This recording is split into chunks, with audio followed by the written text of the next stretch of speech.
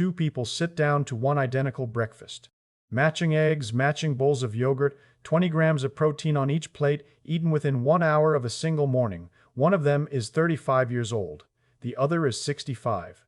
Inside the younger one, the muscle reads the arriving protein and throws itself into a full building response, a surge of construction that runs for the next 3, 4, 5 hours. Inside the older one, that very meal barely moves the needle. The muscle notes that food has arrived and does almost nothing with it. Same eggs, same amino acids. Same delivery through the same bloodstream to muscles that from the outside look as though they ought to behave alike, and yet one muscle builds and the other shrugs. The protein reached both of them in full. The muscle at 65 simply looked at an identical delivery and filed a smaller work order than it would have filed 20 years earlier. Here's the thing, almost nobody is told about growing older. Your muscle kept every piece of the machinery that builds it. Every part still works. It still reads protein, still runs its building pathway, still responds when the response is triggered. What changed is the size of the push required to pull that trigger. That trigger point crept upward, quietly, across years, and the breakfast that used to clear it easily now falls just underneath.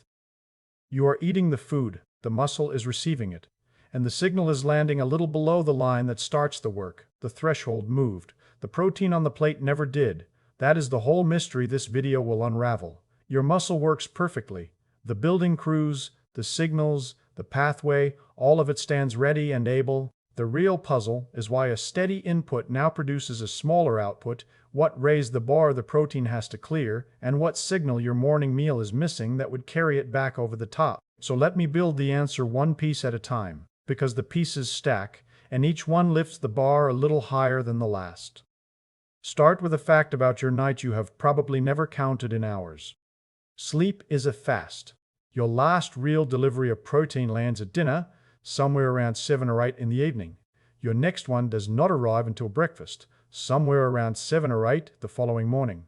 That is 10, 11, sometimes 12 hours with no incoming amino acids at all, the longest unbroken stretch of your entire day, and it passes while you lie unconscious and unaware of it.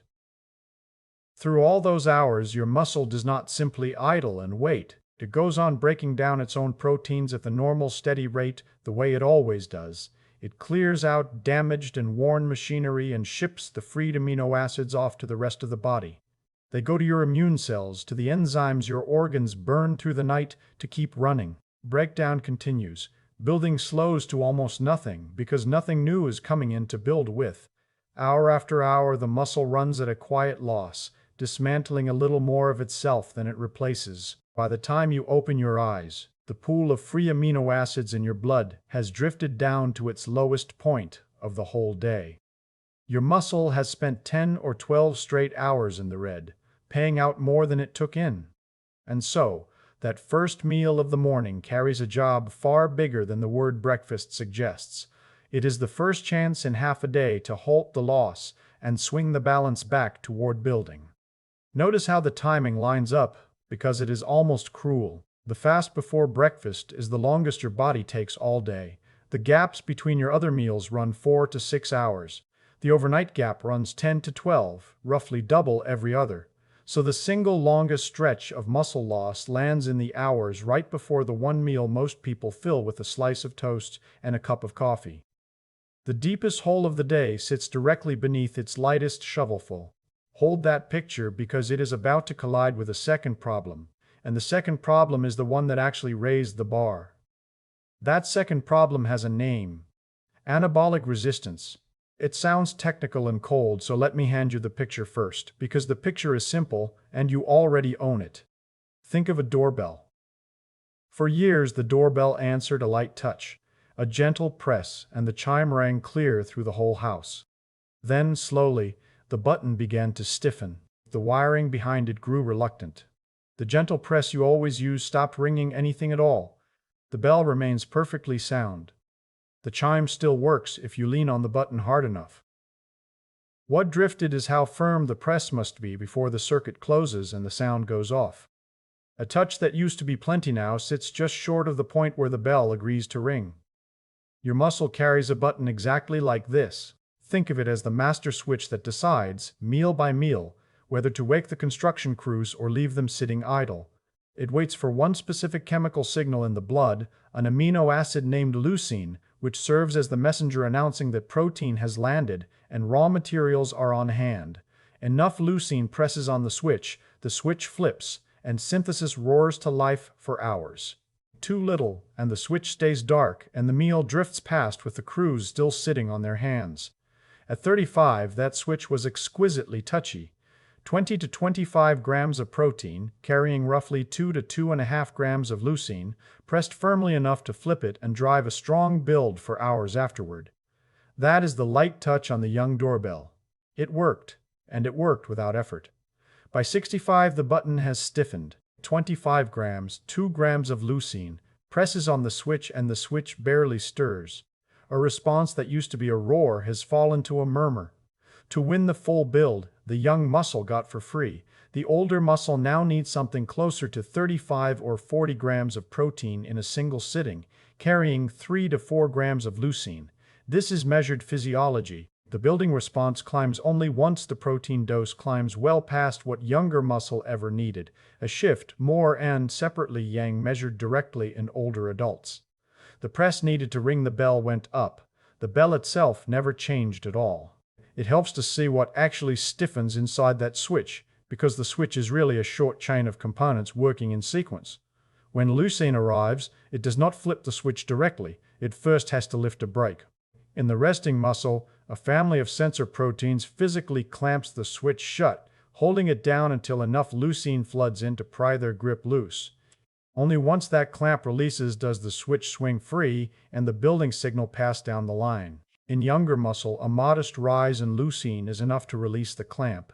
In older muscle, the clamp holds tighter and the downstream relay runs weaker, so the same rise in leucine lifts the brake only partway. Cuthbertson traced this blunting through the signaling itself, following the chain of molecular relays below the switch and finding the older muscles cascade firing at a fraction of the young response to an identical dose. The messenger shouts just as loud. Fewer relays down the line bother to answer, so the leucine is arriving at the muscle in full. What fails is downstream, a muscle that now discounts the very leucine it receives. This stiffening switch is no oddity peculiar to muscle. It is the story your body repeats in system after system as it ages, one receptor after another growing harder to satisfy, one threshold after another drifting upward while the machinery behind it stays perfectly intact. Aging is, in large part, a story of rising thresholds. The nerve endings that once flared at a little heat, the sensors that once answered a little pressure, the switches that once tripped at a light chemical touch, every one of them stiffens by that logic. Muscle's leucine switch is simply one more button that now demands a harder press to do the exact job it always did. So the bar has moved higher. Your question, the one that matters tomorrow morning, is a plain one. What does your actual breakfast press onto that stiffened switch? And there is a particular cruelty in the timing of it worth pausing on before we count the grams.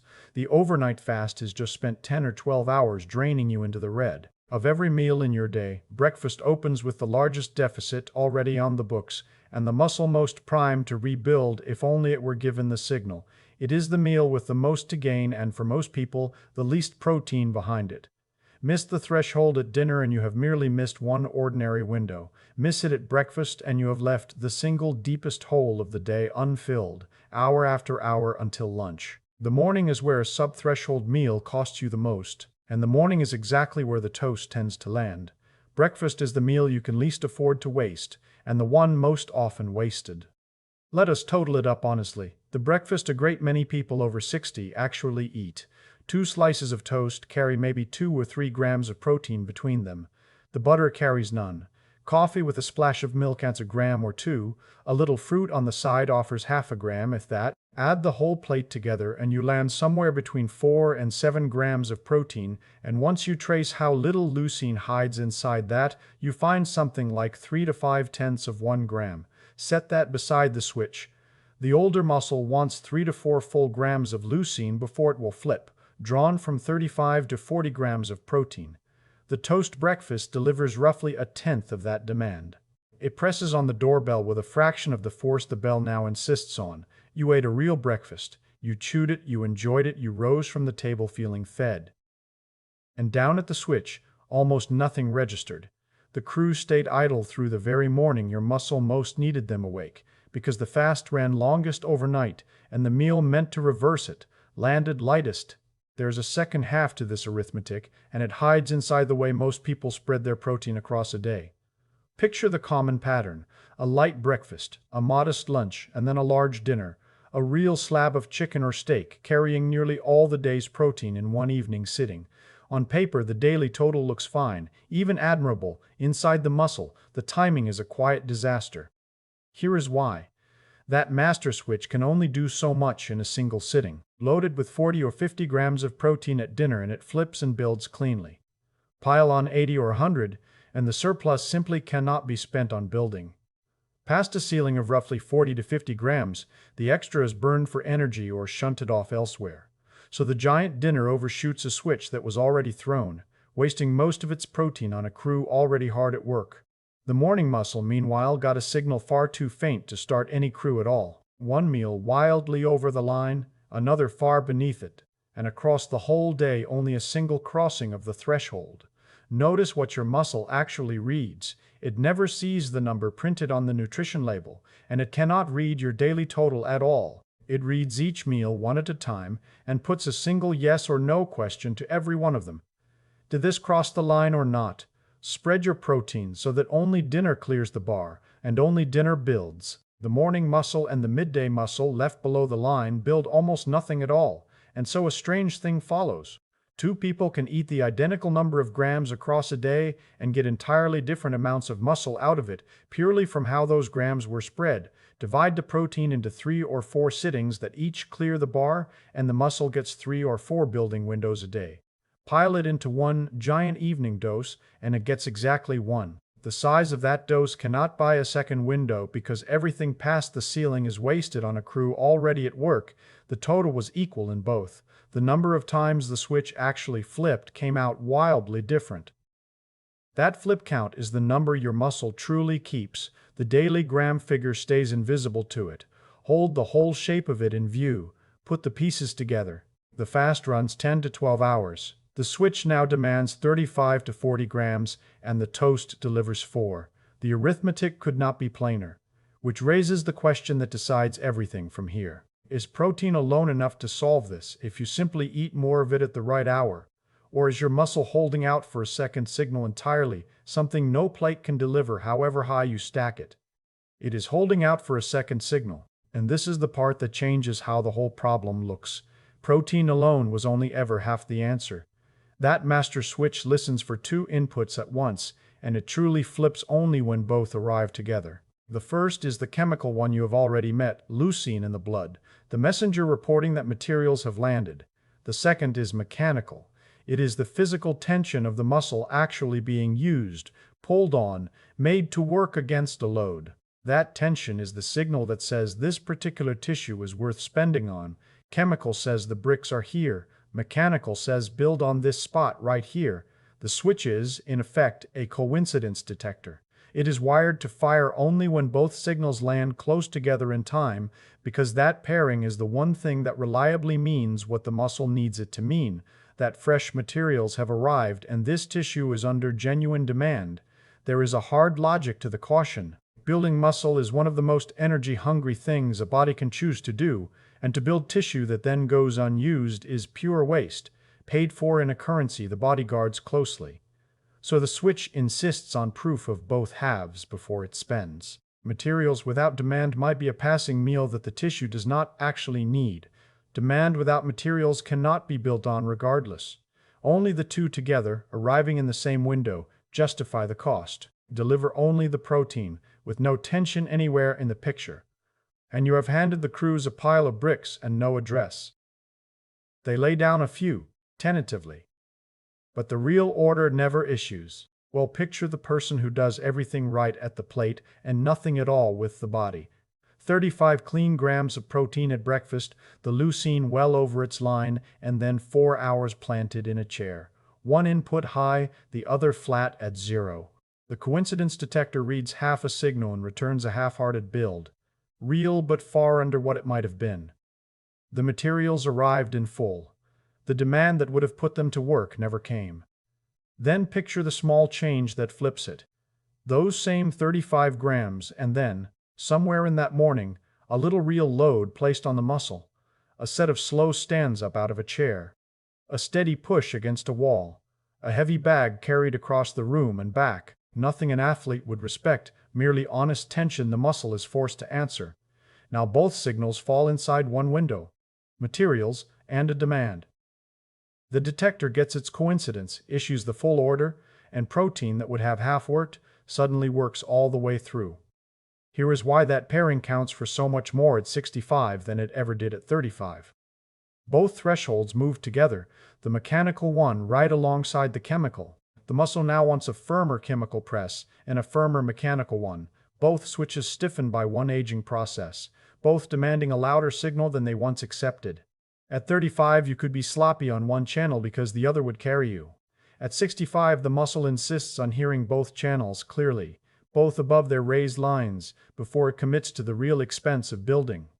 Miss either one, and the response falls back to a murmur, which forces a harder question. What becomes of a muscle that spends 10 unbroken years, morning after morning, hearing a signal that keeps landing just under the line on both channels at once? What becomes of it is slow, and it carries a name you have heard without ever meeting its mechanism: sarcopenia, the steady erosion of muscle across the years. It runs at something like 3 to 5% of your muscle mass lost per decade after 30, and it quickens after 60. And it does not take the muscle evenly, fiber for fiber. It comes first for the fast, high-force fibers, the very ones you call on to stand up quickly, to catch yourself mid-stumble, to climb a flight of stairs without hauling on the rail. Those are the first to slip away. There is a reason those particular fibers go first.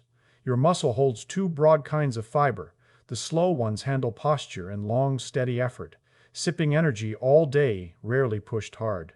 The fast ones are held in reserve for moments of real force, the sudden stand, the lunge to catch a rail, and they are only recruited when the effort demanded crosses a high bar.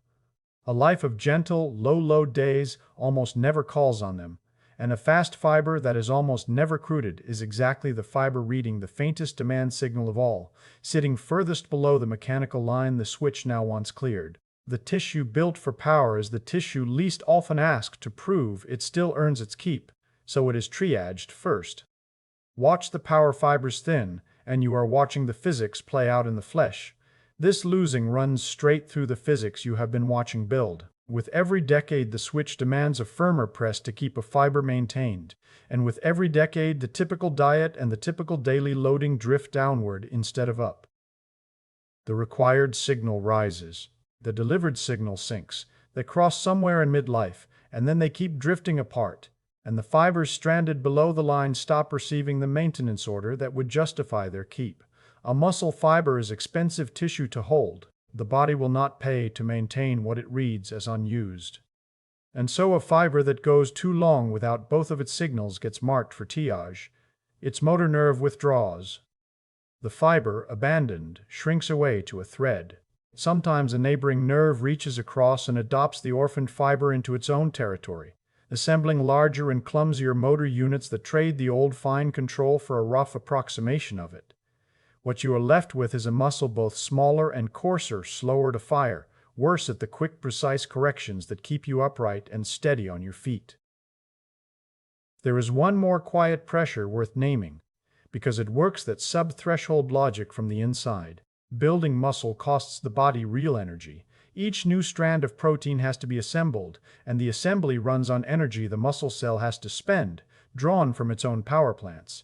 That cellular energy currency itself dwindles with age, as the fuel that runs those power plants runs lower each decade. So even a muscle handed enough protein and enough load can find the building work throttled at the source, short on the energy to carry out an order it did receive. The chemical line, the mechanical line, and the energy to act on both, all three drifting down together with the years. It is rarely one threshold working against you. It is several, quietly compounding. None of that decade-long erosion is driven by breakfast alone, and it would be dishonest to pretend otherwise. Your hormones feed the very same decision, and your daily activity, and your inflammation, and even the energy supply inside the muscle cell that the building work itself has to draw on. The maintenance calculation weighs all of them together. But breakfast is the one input on that whole list you can change tomorrow morning without a prescription or a gym membership. A muscle held below its protein line and below its loading line is reading meal after meal, a verdict of low supply and low demand. Expensive tissue, thin justification. And once that verdict settles in, the triage follows from it. All of the physics points one direction. If the trouble is a signal landing under a raised line, then the fix is getting the signal back over that line. Which comes down to one last practical question. The one you have been waiting on since the toast. What actually crosses it? Crossing that line is more calculable than you would guess, because leucine, the messenger that leans on the switch, arrives in fairly predictable proportions depending on where your protein comes from. Animal proteins, the eggs and dairy and meat and fish along with soy, run around 8 to 10% leucine by weight. Most other plant proteins run a little leaner, closer to 6 or 7%. That single fact hands you the whole calculation. Take the grams of protein in a meal, take the rough leucine percentage of its source, and you can see at a glance whether that meal presses the switch or falls short of it. The target is 3 to 4 grams of leucine in one sitting, which is where that figure of 35 to 40 grams of quality protein actually comes from. Now, run the toast breakfast through it, and the failure is stark. 4 grams of mixed protein, most of it from grain running maybe 7% leucine, yields under 0.3 of a gram of leucine, a tenth of what the switch is waiting for. Now run a different plate. 3 eggs and a bowl of Greek yogurt come to roughly 30 grams of protein at close to a tenth leucine, which lands near 3 grams, brushing the line. Add a little more, a cup of milk or a scoop of whey stirred in, and the same breakfast clears the bar clean and flips the switch. The toast never touched. The food stays entirely ordinary. The plate simply had to be built to press hard enough, and now you can see exactly what hard enough means in grams. Your switch was always doing this arithmetic, you were simply never shown the sum. A couple of practical warnings drop straight out of that arithmetic. Collagen, the protein-filling bone broths and a great many supplements, runs very low in leucine. It does real good for your skin and joints and connective tissue, yet it barely brushes the muscle switch, so it cannot be counted toward pressing the bell. And if you eat mostly plants, those leaner leucine percentages mean you need roughly a quarter more total protein than a meat eater to land an equal press, as Phillips has set out carefully in the work on protein quality. It stays well within reach. It simply has to be counted deliberately because the switch is counting it whether you trouble to or not. The eggs arrived, the yogurt arrived, the protein reached the muscle through the blood exactly as intended, and the muscle took that delivery and returned a building response smaller than the one it would have returned 10 years earlier for an identical plate. The threshold moved. The switch that once flipped at 20 grams now waits for 35 or 40. The leucine that once pressed hard enough now lands just below the line. The breakfast that built muscle at 40 became a maintenance signal at 50 and slipped beneath the bar altogether by 65. The overnight fast ran its 10 to 12 hours and drained the pool to its daily floor. The first meal was the first chance to turn it around, and the toast pressed 4 grams against a switch that wanted 35. The muscle did the arithmetic honestly. It returned exactly the build the signal had asked for, and not one fiber more. The thinning arms, the chair grown harder to rise from, the grocery bags that somehow feel heavier than they did, are the slow accumulated sum of 1,000 quiet mornings. 1,000 mornings spent just below a threshold that moved without announcing itself.